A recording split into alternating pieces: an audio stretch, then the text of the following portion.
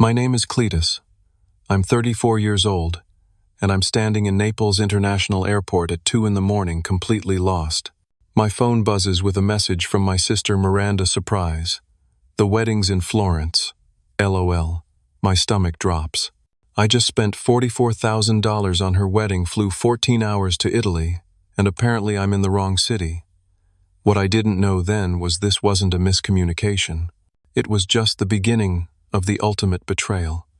Before I tell you how I handled this situation, let me know where you're watching from, and hit subscribe if you want to hear more family drama stories that will make yours seem normal in comparison. Growing up in the suburbs of Boston, our family seemed normal from the outside. I was the firstborn, 7 years older than Miranda, which meant I was more like a third parent than a brother most of the time. Our childhood was comfortable middle-class American life, until everything changed when I turned 18. Dad died suddenly from a heart attack, leaving Mom devastated, Miranda traumatized at 11, and me stepping into adult responsibilities overnight. The college acceptance letter, with a full scholarship to MIT, sat on my desk the day of Dad's funeral. I remember staring at it for hours before calling the admissions office to defer. That deferment eventually turned into a decline, as I took a full-time sales job at a local electronics store to help Mom with the bills. Miranda needed stability, and Mom couldn't provide it alone while working 2 jobs. "Your sister needs you," Mom would say whenever I mentioned community college night classes. "You're smart enough already. Miranda is still developing." So I stayed.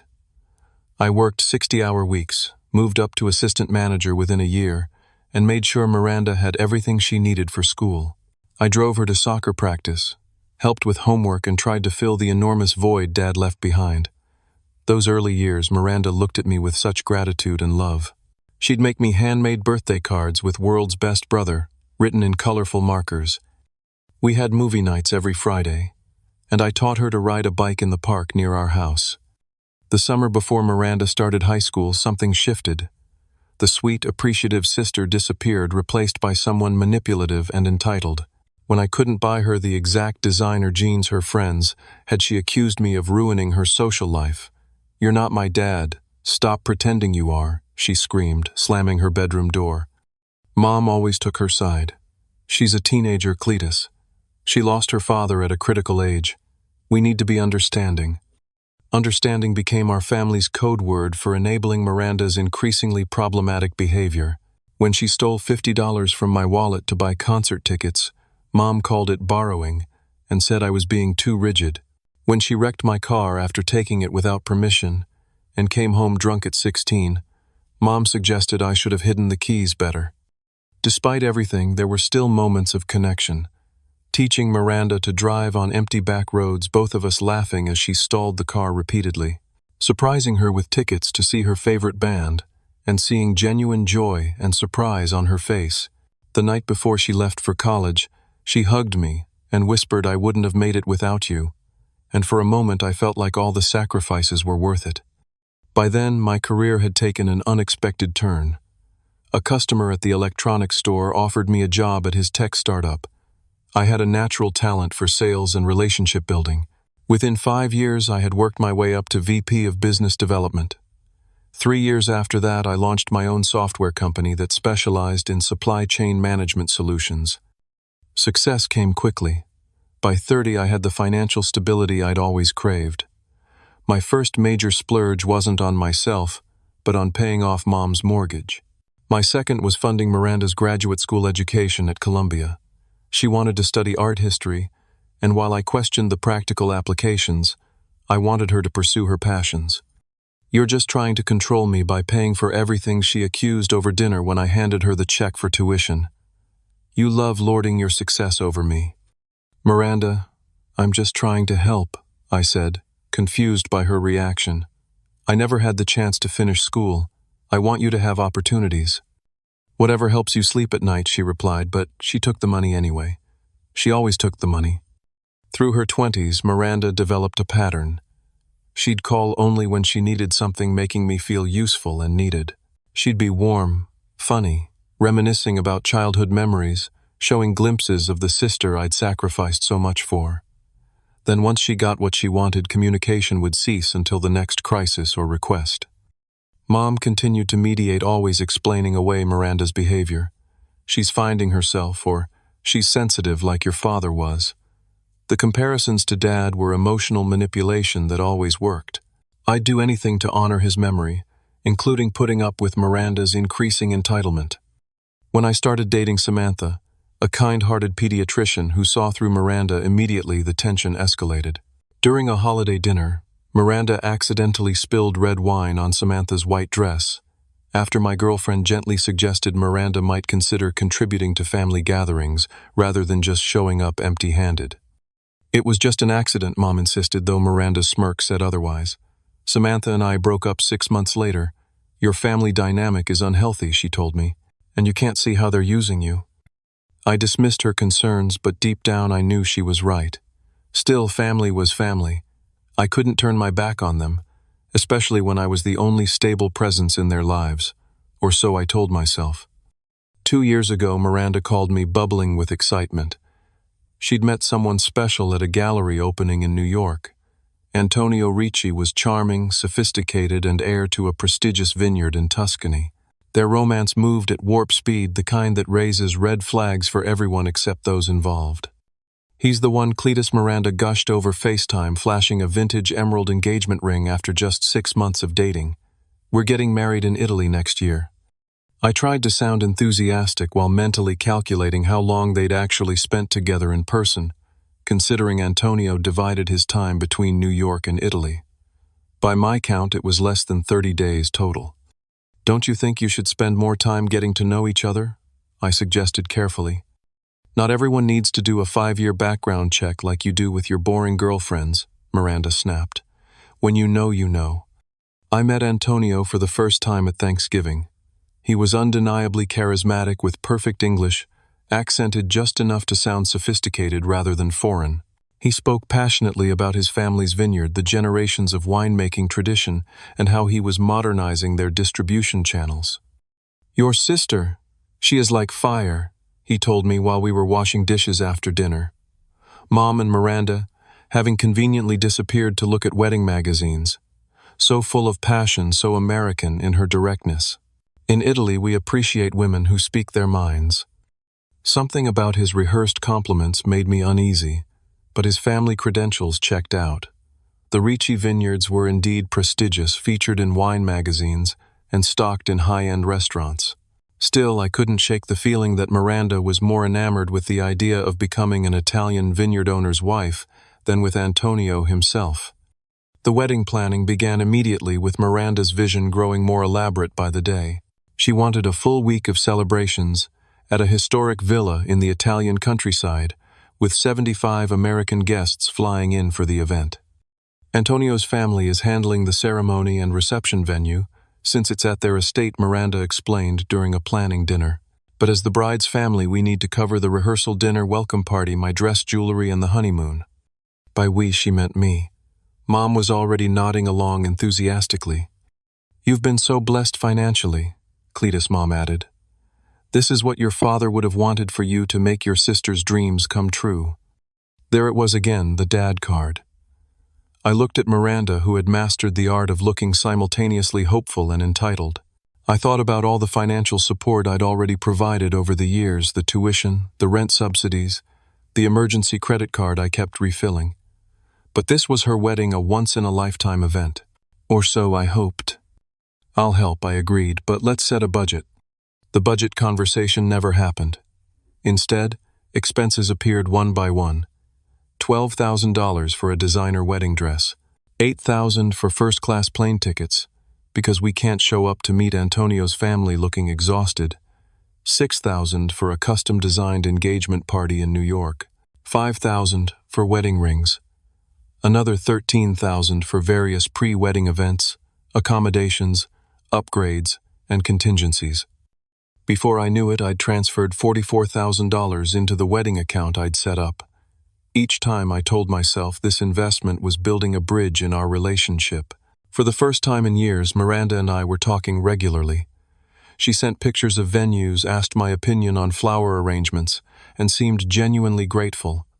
"You're the best brother anyone could ask for," she said during a rare moment of sincerity over lunch. "I know I don't always show it, but I appreciate everything you've done." That single moment of validation erased years of disappointment and manipulation. It was exactly what I'd been waiting to hear. For 6 months, I became deeply involved in wedding planning. I researched Italian customs to make sure we wouldn't commit any cultural faux pas. I helped select the menu, remembering Miranda's likes and dislikes from childhood. I even learned basic Italian phrases to impress Antonio's family. This wedding became a project through which I hoped to finally build the adult-sibling relationship I'd always wanted with Miranda. 2 weeks before the wedding, Miranda sent the final itinerary.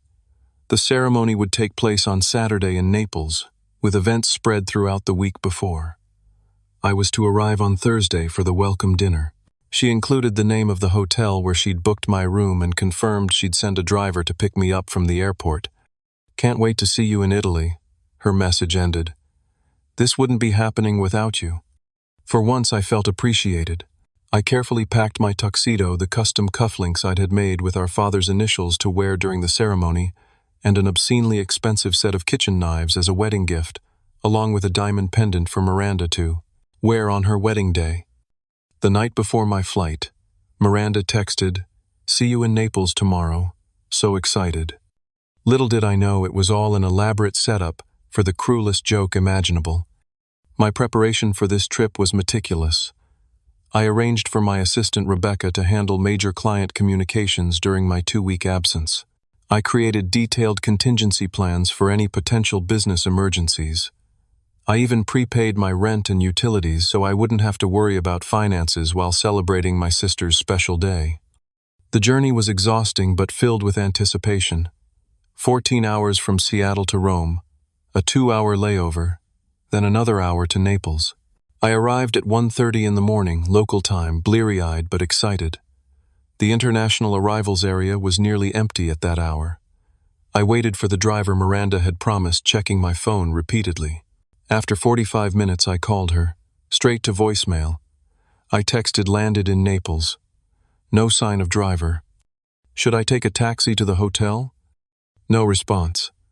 Assuming there had been a miscommunication with the driver, I took a taxi to the hotel Miranda had specified. The night clerk looked confused when I mentioned the wedding party. "No wedding party here, sir," he said, checking his system. "But we do have a reservation under your name for 3 nights. At least I had somewhere to sleep. I collapsed into bed, too tired to worry, assuming everything would be clarified in the morning. 6 hours later, my phone chimed with a text. I grabbed it eagerly, expecting an apology and explanation. Instead, I read, "Surprise! The wedding's actually in Florence. LOL, you're in the wrong city." I stared at the screen, uncomprehending. Florence was hundreds of miles away from Naples. I immediately called Miranda. No answer. I called Mom. No answer. I called Antonio. No answer. I texted Miranda. "This isn't funny. How do I get to Florence?" 20 minutes passed before her response. "Oh wait, did you actually go to Naples? I was just joking about the wedding. LOL. I didn't think you'd take it literally." My confusion deepened. "What are you talking about? I have the itinerary you've sent. It clearly says Naples." This time her reply came quickly. "Well, truth is, I just didn't want to invite you. Who brings their brother to a destination wedding anyway? It's weird. You're always trying to control my life." The room seemed to tilt. I sat down heavily on the bed, reading and rereading her message. This couldn't be happening. I'd spent $44,000 on this wedding. I'd taken 2 weeks off work.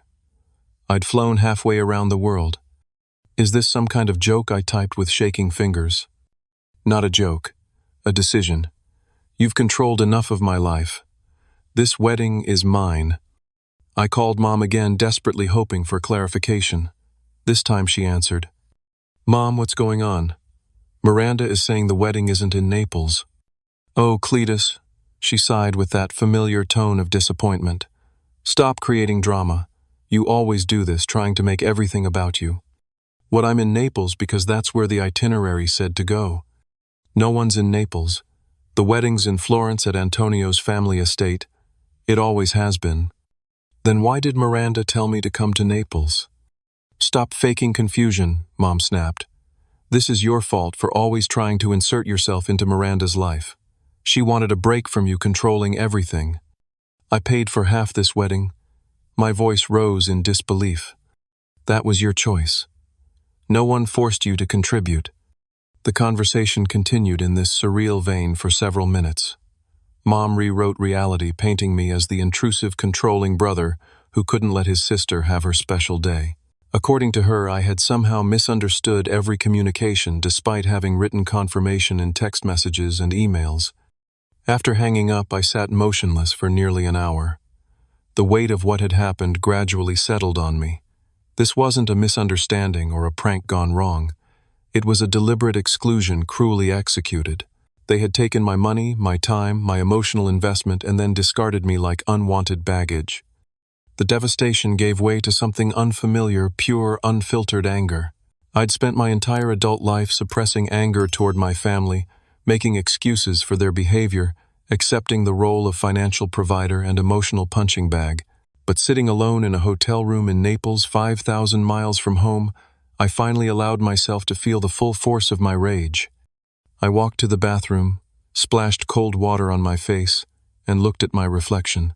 The man staring back had spent 16 years sacrificing his dreams, his relationships, his own needs for a family that saw him as nothing more than an ATM.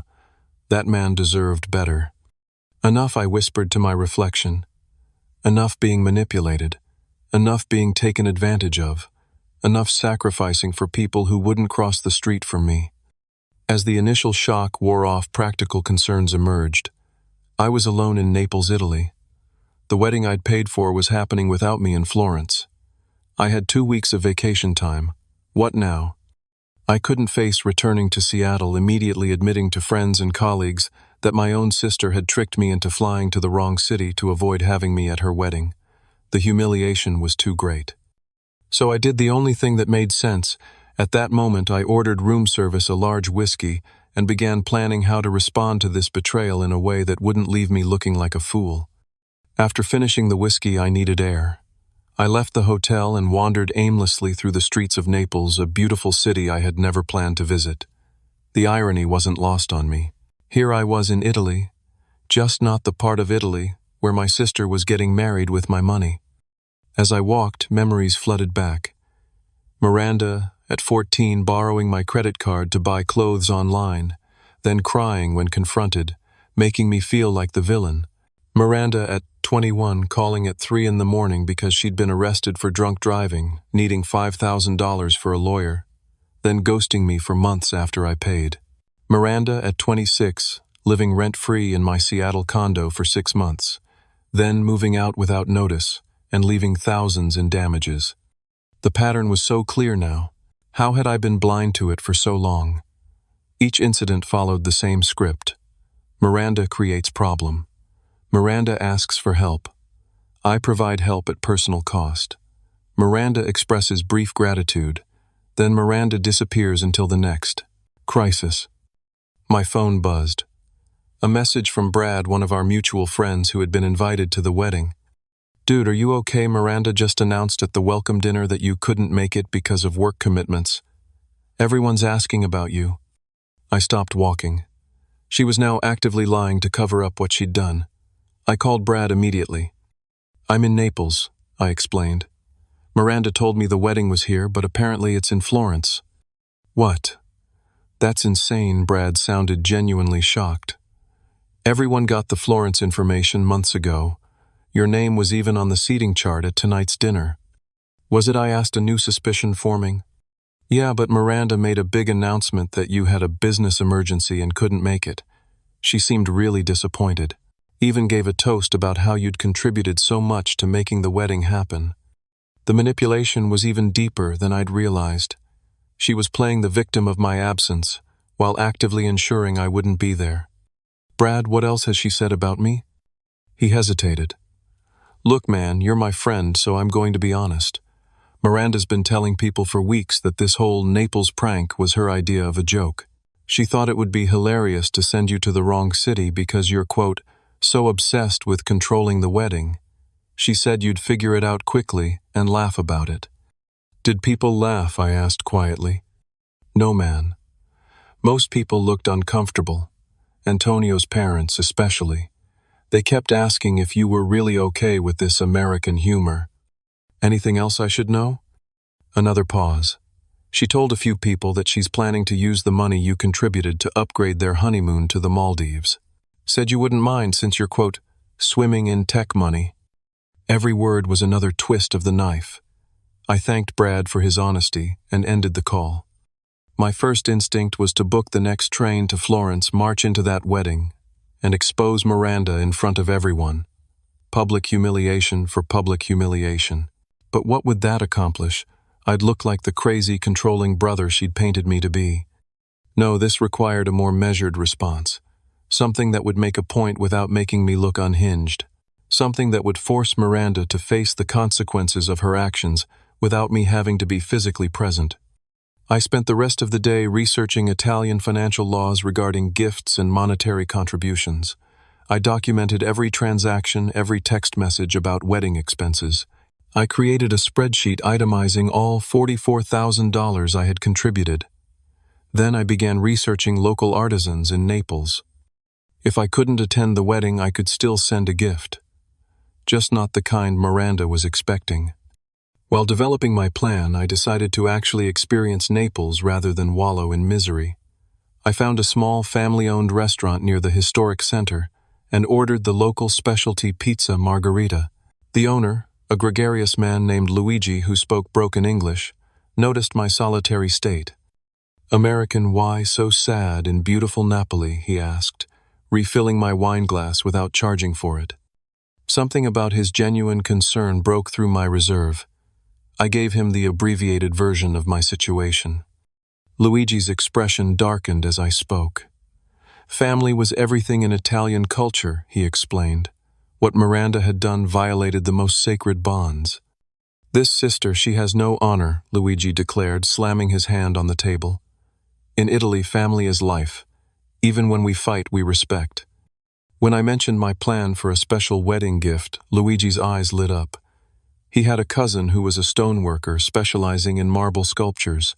If I wanted to send a message that would not be forgotten, Matteo was the man to create it. The next morning I met Matteo at his workshop. With Luigi translating, I explained exactly what I wanted. A marble statue 4 feet tall engraved with family gratitude in elegant script. Beneath would be an itemized list of every expense I had covered for the wedding, totaling $44,000. At the bottom, a simple message. A gift to remind you of family values. Matteo understood immediately. In Italian culture, such a public accounting would be deeply shameful to the recipient. It would force Miranda to confront her actions in a way that couldn't be ignored or explained away as a misunderstanding. 3 days, Matteo promised, already sketching designs. Will be beautiful. Will be truth in stone. While Matteo worked, I made additional arrangements. I hired a local law firm specializing in international finance to draw up official papers, demanding repayment of the wedding loan. I contacted a courier service that would deliver the statue to the Florence villa the day after the wedding, when I knew the couple would be opening gifts before leaving for their honeymoon. I also drafted an email to Antonio's parents with documentation of my financial contributions and a carefully worded explanation of why I wasn't at the wedding. I didn't accuse Miranda directly, but simply presented the facts, allowing them to draw their own conclusions about the character of their new daughter-in-law. Each of these actions was calculated not for revenge but for accountability. I wanted Miranda to face the reality of what she had done, not just to me but to herself. By betraying the person who had supported her unconditionally, what kind of person was she becoming? During the waiting period, I struggled with doubts. Was I overreacting? Would this make me the villain in our family story? I discussed these concerns with Luigi over dinner at his restaurant. In my village, he said thoughtfully, we have saying, the knife that cuts bread can also cut flesh. Same action, different purpose. Your sister used family knife to cut you. You use same knife to cut bread of truth. Not to harm, but to feed reality. His wisdom filtered through imperfect English, and cultural differences resonated deeply. This wasn't about hurting Miranda. It was about finally stopping the cycle of manipulation and exploitation that had defined our relationship for too long. The night before the wedding, I received another text from Miranda, missing you at the rehearsal dinner. Everyone's asking about you. I told them your important business couldn't wait. Always the dedicated worker. The audacity was breathtaking. She was still maintaining the fiction that my absence was my choice, perhaps, to ensure I wouldn't expose her lie by suddenly appearing. I didn't respond. Instead, I sent a brief message to Brad: enjoy the wedding. Don't mention our conversation to anyone. I've handled things my own way. Then I turned off my phone, ordered another bottle of wine, and toasted to new beginnings. Tomorrow, Miranda would get married without me. The day after, she would receive a $44,000 reminder that actions have consequences. Matteo's workshop buzzed with activity as he and his 2 assistants worked on my commissioned piece. The slab of Carrara marble, the same material used by Michelangelo for his David, was being transformed into a message that no amount of manipulation could erase. The statue took shape over 3 days, 4 feet tall, weighing nearly 200 pounds. It was a simple column design with elegant Italian scrollwork framing the engraved text. At the top, family gratitude in both English and Italian. Below, the itemized list of wedding expenses I had covered. Wedding dress, $12,000. First-class flights, $8,000. Engagement party, $6,000. Wedding rings, $5,000. Pre-wedding events, $7,000. Accommodations, $3,000. Miscellaneous expenses, $3,000. Total $44,000. At the bottom, the message, my gift to you, a permanent reminder of family values and financial responsibility. Seeing it completed was oddly cathartic. There was something powerful about having my contributions literally set in stone, impossible to minimize or deny. I paid Matteo his fee, plus a generous bonus, and arranged for the statue to be carefully packaged for delivery. The legal documents were equally meticulous. The Italian law firm had prepared formal papers demanding repayment of the wedding loan within 90 days, with interest accruing after that period. They weren't legally binding without Miranda's signature acknowledging the debt, but they looked official enough to make an impression. The final touch was a USB drive containing copies of every email, text message, and bank transfer relating to the wedding, digital evidence of my generosity and Miranda's deception. Everything was scheduled for delivery to the Florence villa at noon, the day after the wedding, when traditional Italian weddings have a gift-opening gathering with close family. Antonio's parents would be there. Miranda's duplicity would be impossible to hide. As the day of the wedding arrived, I found myself surprisingly calm. From my hotel in Naples, I imagined the ceremony taking place hundreds of miles away. Miranda in her $12,000 dress, Mom wiping away tears of joy, Antonio's family welcoming them into their centuries-old tradition. None of them thinking about the brother who had made so much of it possible, deliberately excluded through a cruel deception. Brad sent a few photos. Miranda looked genuinely happy. For a brief moment, I questioned my plan. Was I about to ruin her happiness out of spite? Was I becoming as manipulative as she was? I called Luigi, who had become something of a confidant during my stay. The statue, the documents, I explained. I'm wondering if I'm going too far. Let me ask you, Luigi replied. If your sister had said, "Brother, I want wedding without you," and not taken your money, would you be angry? I thought about it. Hurt, yes. Angry, probably not. It's her wedding. And if she had said, "Brother, I need $44,000, but invited you properly," would you be doing this? No, of course not. So problem is not money alone, not invitation alone. Problem is dishonesty. Problem is using you, then throwing you away. This is not spite. This island. How you say. Teaching moment. He was right. This wasn't about the money or even the exclusion. It was about years of manipulation, culminating in this ultimate betrayal. My response wasn't revenge, but a refusal to be victimized anymore. The delivery was scheduled. The marble statue, legal documents, and USB drive would arrive at the villa at noon the next day. I had also arranged for delivery of a letter to Antonio's parents at their home address explaining the situation from my perspective. Not accusatory, just factual. They deserved to know what kind of person had joined their family. The night of the wedding, I treated myself to a private tour of Naples' historical sites, followed by a dinner at Luigi's restaurant. His family welcomed me as an honorary member, insisting I try every specialty of the house. For the first time since arriving in Italy, I felt a genuine sense of belonging. To new family, Luigi toasted, raising his glass of homemade limoncello, the ones we choose. I slept soundly that night, free from the anxiety that had plagued me since arriving in Italy. Tomorrow would bring whatever it would bring. I had spoken my truth in marble, and that was enough. The courier service confirmed delivery at 12:15 the next day. The package had been signed for by Antonio himself. Now, it was just a matter of waiting for the fallout. It came faster than I expected. At 1:30 my phone exploded with notifications. First, Miranda, what the hell is this? Are you insane? Then, Mom, how dare you ruin your sister's special day? This is unforgivable. Then a series of increasingly frantic messages from Miranda. Take it back. Everyone is staring at it. Antonio's parents are asking questions. I can't answer. Do you know how humiliating this is? I can't believe you would do this to me. I didn't respond to any of them. The truth was speaking for itself exactly as intended. An hour later, my phone rang. It was Miranda.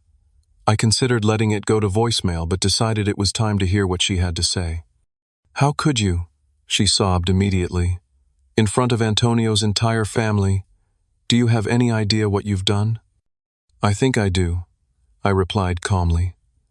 I've given you a wedding gift that reflects our relationship perfectly. They're all looking at me like I'm some kind of gold digger. Antonio's father asked if I married his son for the vineyard. And did you? How can you ask me that I love Antonio? Like you loved me, as your brother. Enough to take $44,000 from me, and then deliberately send me to the wrong city to keep me away from your wedding. Silence on the other end. Then in a smaller voice, it was just supposed to be a joke. I didn't think you'd actually go to Naples. A joke is something everyone laughs at, Miranda. Did you think I would laugh about spending thousands of dollars and flying across the world to be humiliated? More silence. Can I please pay you back? She finally whispered. Antonio's family. They're insisting. They said until the debt is cleared, it's a stain on their family honor. There it was. Not remorse for what she'd done to me, but concern about how it affected her new in-laws' perception. Still, it was a start. Yes, you can pay me back. The documents with the statue outline the terms, 90 days with interest after that. I don't have $44,000. You know that. Then I suggest you start with an apology, Miranda. A real one. Not for getting caught, but for what you did. The line went silent again. Then I'm sorry. Okay, I'm sorry. Is that what you want to hear? It's a start. I'll expect the first payment next month. I hung up, knowing this conversation was just the beginning of a long, complicated aftermath. But for the first time in our adult relationship, I had set the terms. No more excuses. No more manipulation. Just accountability. The hours following the statue delivery were a digital tsunami. Text messages, voicemails, and emails flooded in from family members and wedding guests. Most expressed shock either at my vindictiveness or at Miranda's deception, depending on whose side they took. Mom was firmly in Miranda's corner as always. Her voicemail was a 3-minute tirade about how I had always been jealous of Miranda and how I had ruined the one special day of her life. Not once did she acknowledge that I had been deliberately excluded after contributing $44,000. If your father could see what you've done, she concluded tearfully, he would be ashamed. Don't call us again until you're ready to apologize. Oddly, her attempt to wound me with Dad's memory fell flat. I realized I had outgrown the emotional manipulation that had controlled me for so long. Dad wouldn't have approved of my methods, perhaps, but he also wouldn't have approved of Miranda's actions or Mom's enabling. Some messages were more surprising. Several of Miranda's friends reached out to express sympathy. Apparently she had boasted about the Naples prank to her inner circle, and not everyone had found it amusing. I told her it was messed up, wrote her college roommate Rachel. Taking your money and then excluding you was beyond cruel. For what it's worth, I think she got what she deserved. The most unexpected message came from Antonio's sister, Sophia. We had never met, but she had obtained my number from the contact information included with the statue. My brother married a stranger, her message read in careful English. Our family is traditional. Honesty and respect for family are everything. Your gift showed us who she truly island. Thank you for your courage, even if the method was unconventional. We have much to discuss with our new sister-in-law. Miranda's messages evolved from outrage to panic as the day progressed. The initial, "How could you," gave way to increasingly desperate pleas. Antonio's family is talking about annulment. Please call them and tell them it was a misunderstanding. Mom is having chest pains from the stress. Are you trying to kill her? The $44,000. I can't pay it all at once, but I'll figure something out. Just please tell everyone this was a mistake. I maintained my silence, letting the situation unfold without further intervention from me. This was the natural consequence of her actions, and for once I wouldn't step in to shield her from reality. Around midnight Italian time, I received a call from an unknown Italian number. It was Antonio. "Cletus," he began formally. "We have not had the pleasure of knowing each other well, but I feel we must speak directly." His English was precise, his tone measured but tense. "I understand there has been a situation regarding my wedding to your sister." "Yes," I replied simply. I believe the marble statue explained it clearly. "It was illuminating," he agreed. "I had been told you were too busy with work to attend, that you had sent your regrets and gifts separately. As you now know, that wasn't true." Antonio sighed heavily. "My family is very concerned. In Italy, how you treat family reflects your character. If Miranda could do this to her brother, what might she do to her husband's family?" "That's a fair question," I said. "One I can't answer for you. She claims it was meant as a joke that went too far. That American humor is different." "Do you believe that?" A long pause. "No," he finally admitted. "I have American friends. None would find this humorous." We talked for nearly an hour. Antonio revealed that there had been other inconsistencies in Miranda's stories about her family, her financial situation, and her past. The statue incident had forced him to confront doubts he'd been suppressing. "I love her," he said with genuine anguish, "but I do not know if I can trust her." "I loved her too," I replied, and came to the same conclusion. Before ending the call, Antonio suggested meeting in Venice neutral territory for both of us. He wanted to understand more about Miranda's past and our family dynamic. I agreed, seeing an opportunity to provide context without vindictiveness. 2 days later, we met at a quiet cafe overlooking the Grand Canal. Antonio looked exhausted, the glow of newlywed happiness noticeably absent. "Miranda and my mother had a terrible argument after your gift arrived," he explained, stirring his espresso absently. "My mother called her una donna senza onore, a woman without honor. In our culture, there is no worse insult." "I didn't intend to drive a wedge between Miranda and your family," I said, which was mostly true. I had wanted consequences, not destruction. "The wedge was already there, hidden. You simply revealed it." Antonio's expression was pained. "I must ask you, honestly, is this behavior typical for Miranda? Taking advantage, then discarding people?" I could have sugarcoated the truth, protected Miranda one last time. Instead, I told Antonio about our history without embellishment or exaggeration. The pattern of manipulation, the financial exploitation, the emotional gaslighting. Also, the moments of genuine connection, the glimpses of the sister I still love despite everything. "She is capable of change," I concluded, "but only if she faces real consequences for once." Antonio nodded thoughtfully. "I am considering an annulment," he admitted. "My family is insisting. But part of me hopes this crisis might be what forces Miranda to confront herself." "That's between you and her," I said. "My involvement ends with the statue. And the $44,000. That debt remains. Not out of vindictiveness, but because some lessons need to be expensive to be remembered." We parted with a handshake and mutual respect, Whatever happened between him and Miranda, Antonio and I had found an unexpected understanding.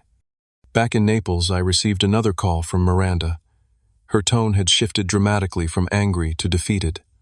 "Antonio's talking about annulment," she said without preamble. "His family wants him to end it. Are you happy now?" "I'm not happy about any of this, Miranda. I never wanted to hurt you." "Then why did you do it? Why did you have to humiliate me in front of everyone? Why did you take my money, involve me in planning for months, and then deliberately send me to the wrong city?" She didn't answer immediately. When she did, her voice was barely audible. "I don't know. It seemed funny at first, the idea of you wandering around Naples while we were all in Florence. Then it became about proving I could control something for once instead of you controlling everything. I never tried to control you, Miranda. I tried to support you. By being perfect, by always being the responsible one, the successful one, the one who sacrificed everything for family. Do you know what it's like living in that shadow? No matter what I did, I could never be the perfect child you were." Her words stunned me.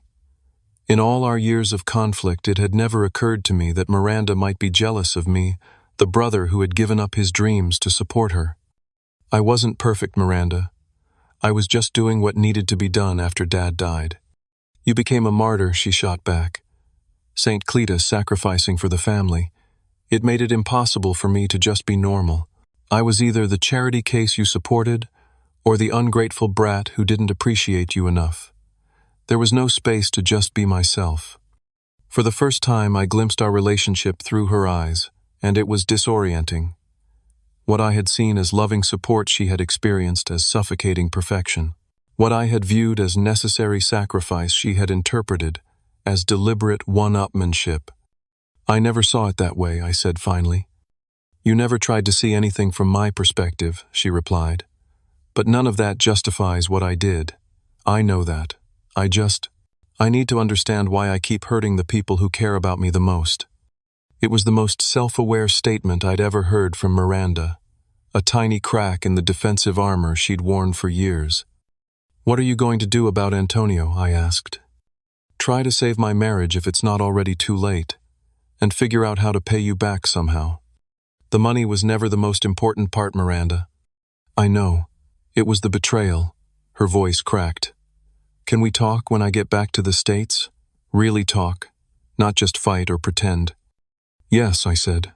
"I'd like that." It wasn't forgiveness, not yet, but it was an opening, a possibility that from this painful mess something healthier might eventually grow. 2 weeks after the wedding that should have been, I found myself in Rome, the final stop on my unexpected Italian tour. Miranda and Antonio had returned to New York, their marriage intact but fragile. According to our brief text exchanges, they were starting couples therapy, and Miranda was seeing an individual therapist as well. We had arranged to meet in Rome before I flew back to Seattle. Neutral territory, as Antonio had wisely suggested for our meeting. I arrived at the cafe near the Trevi Fountain, early ordering an espresso and watching tourists toss coins into the water, making wishes for love and return visits to the Eternal City. When Miranda arrived, I barely recognized her. Gone was the polished, confident socialite who had breezed through life expecting others to clean up her messes. This Miranda looked smaller somehow, her designer clothes replaced by simple jeans and a blouse, her typically perfect makeup minimal. "I wasn't sure you'd actually come," she said, sliding into the chair opposite me. I said I would. An uncomfortable silence stretched between us, 16 years of complicated history, making small talk impossible. "I've been thinking about what you said," I began. "About feeling like you lived in my shadow." Miranda nodded, fidgeting with her napkin. "It started after Dad died. You became this perfect substitute father, and I was the broken little girl everyone worried about. Mom was so focused on my trauma that she never saw yours. You never got to grieve him because you were too busy taking care of us." The observation was startlingly insightful. I had never articulated it even to myself, but she was right. I had buried my grief under responsibility. "That doesn't excuse how I've treated you," she continued, "especially with the wedding. I've been trying to understand why I did something so cruel to the person who supported me the most." Have you found any answers? She looked out at the fountain, gathering her thoughts. My therapist says I've been transferring my anger about Dad's death onto you. That because you stepped into his role, you became the target for all my unresolved feelings about him abandoning us. He didn't abandon us, Miranda. He died. Logically, I know that. Emotionally, it felt like abandonment. And then you became so perfect, so responsible, that I couldn't be angry at you either, without seeming ungrateful. So the anger just festered. It made a certain sense. The timing of her behavioral changes the increasing resentment despite my support, the seemingly irrational hostility. The wedding was the breaking point, she admitted. When you agreed to pay for everything, part of me was grateful, but another part was furious that once again you were the hero and I was the charity case. So I came up with this idea that I thought would finally put me in control. I would take your money but exclude you from the celebration. I would have the power for once. And how did that feel when you sent me to Naples? Her eyes filled with tears. Terrible. Even before your statue arrived, I felt sick about it. But I couldn't admit I'd done something so awful, so I doubled down. Told myself you deserved it for always making me feel small.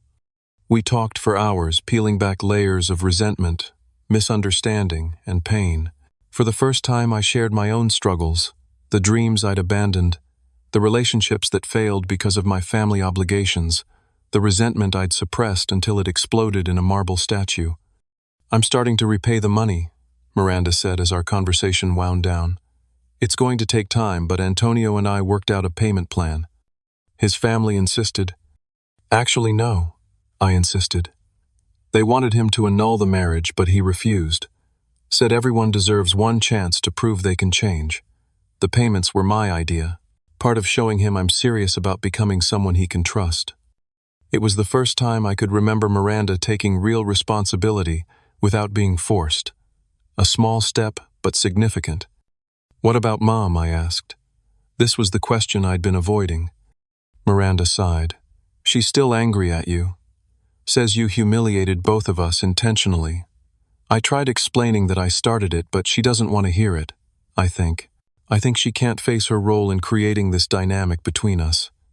Which was playing us against each other, making you the responsible caretaker and me the perpetual victim. It worked for her, so she never questioned it. The insight was brutal but accurate. Mom had enabled and encouraged our dysfunctional roles for years. Changing the pattern would require her participation too, and that seemed unlikely in the near term. As we prepared to part ways, Miranda asked hesitantly, "Do you think we can ever have a normal sibling relationship?" "I don't know what normal looks like for us," I admitted, "but I think we can build something healthier than what we had. It starts with honesty and boundaries." "Boundaries," she repeated. "My therapist talks about those a lot, says I never developed them because you and Mom never had any with me." She's probably right. We agreed to continue talking once back in the States to maintain the fragile bridge we'd begun building, not rushing to forgiveness or pretending the past didn't happen, but acknowledging it and finding a way forward with clearer expectations. After Miranda left for her hotel, I stayed by the fountain reflecting on our conversation. For 16 years I had defined myself as the responsible one, the provider, the protector. It had become my identity, my purpose. Letting go of that role was terrifying but necessary. Who was Cletus without the burden of family obligation? It was time to find out. The remaining months of the year brought gradual change. Miranda made regular payments toward the debt, small amounts but consistent. Our conversations, though sometimes awkward, remained honest. She stayed in therapy, working through her issues with Antonio, supporting her efforts. Mom eventually reached out, not with an apology, but with a tentative olive branch. "I miss hearing from you," her message said. No acknowledgement of her role in the rift, but no accusations either. I responded cordially but maintained firm boundaries about what I would and wouldn't discuss. As for me, I began my own journey of healing. I started therapy to address the suppressed grief and resentment I'd carried since Dad's death. I reconnected with old friends I'd neglected while focusing on family obligations. I even started dating again with a healthier understanding of what I wanted from a relationship. The marble statue that had caused such upheaval now sat in Antonio and Miranda's basement, a silent reminder of consequences and turning points. Miranda joked in one of our calls that she was thinking of planting flowers around it, turning something ugly into something beautiful. Perhaps that was happening with our relationship as well. The ugly truth had been exposed, but from that painful revelation something more authentic was slowly taking root. The most important lesson I learned from this experience wasn't about family loyalty or even self-respect, though both were part of it. It was understanding the difference between sacrifice and self-destruction. For years I had confused the two, believing that erasing my own needs in service to family was noble rather than unsustainable. True love, whether for family or partners, requires balance. It demands honesty about expectations and limitations. It necessitates boundaries that protect both parties. Most importantly, it cannot thrive in an environment of manipulation and exploitation, no matter how these behaviors are justified. I don't regret sending that marble statue, though some might view it as petty revenge. It wasn't about the money, or even the wedding invitation. It was about finally saying no to a pattern that was destroying both Miranda and me in different ways. Sometimes the kindest thing we can do for those we love is to stop protecting them from the consequences of their actions. Have you ever had to set a difficult boundary with someone you love? How did you balance compassion with self-protection? Share your experiences in the comments below, and don't forget to like and subscribe if this story resonated with you. Thank you for listening to my journey from betrayal to healing, and remember, sometimes the bravest act of love is simply telling the truth even when it hurts. Until next time, take care of yourselves and each other.